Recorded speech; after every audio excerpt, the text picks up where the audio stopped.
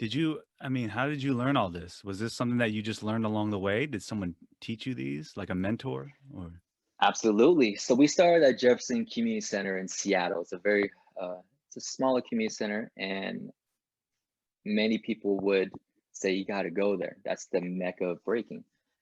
And top crew at that time was a crew called Boss Crew, and another crew called ABC, which is a younger generation. But in the 90s, they were the B-boys, the crew that was winning all the competitions locally.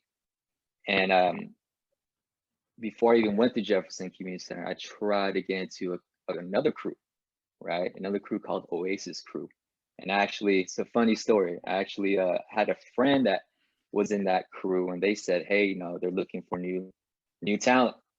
I'm in middle school, right? And they said, all you have to do is battle. And in order to get into a group, in order to get into a team, what we call a crew, you have to battle the crew, back and forth exchange. And then if you're good enough, you would get into the crew. You would be worthy enough to get in the crew, right? So that day came when I was to battle into this crew, and I practiced for 2 weeks straight. Keep in mind I'm in middle school, so I'm like training my ass off, right? The most I ever thought training, like 2 hours, almost 2 hours a day, right?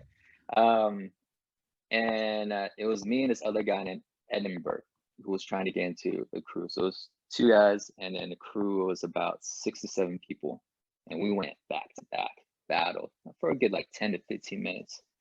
And at the end, I was like, all right, so what's up? I'm not in the squad, I'm not in the crew.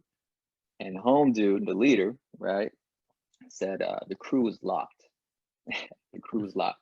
Meaning I sucked. Real talk.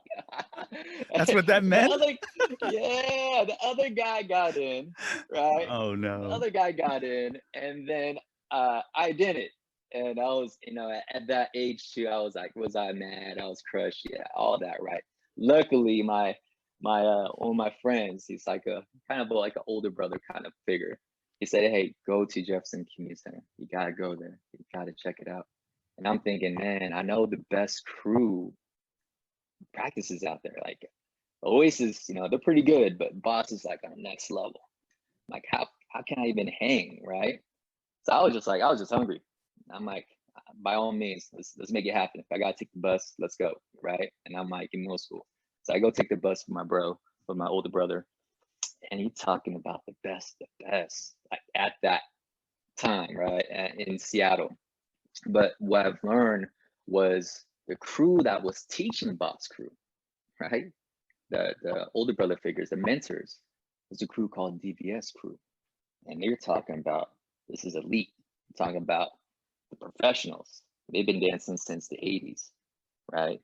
And at that time, there was really not a regular structured class. It's a community center vibe where kids are dancing, and DVS Crew would dance there as well too. But it was never like, all right, we want to take a class. You guys line up, and here's the instructions. It was more like kids are practicing, and you can ask a question if they are available. And if they give you that 5 minutes or that 10 minutes, or maybe 20 minutes, it was that kind of coaching, that indirect kind of coaching, or that more loose style coaching, which was really dope. But I was very fortunate. They saw something in me. I was taken under their wing, DVS Crew, Fever One, Soul One, Sneak, DV1, Hughes, Raise One, a lot of ones. um, but yeah, they took myself and a few members of actually before even Massive Monkees evolved, there was a few members of some of the guys, and we're just kids. We're all kids, just Yeah. passionate, loving to dance, and we then formed Massive Monkees. It was two crews. It was two crews that were unknown, and crews that we were just raw talent. Nobody knew about us, but we loved to dance, and we became friends more than anything first. And that's what created a really unique bond. We hanged out a lot. We had a Massive Monkey house. We lived it, right? Like we weren't just dancing and practicing together. We were living it together. We would travel together. We would have Thanksgiving together, Christmases together, um, parties, hanging out together, right? It was dope. It was a really cool time.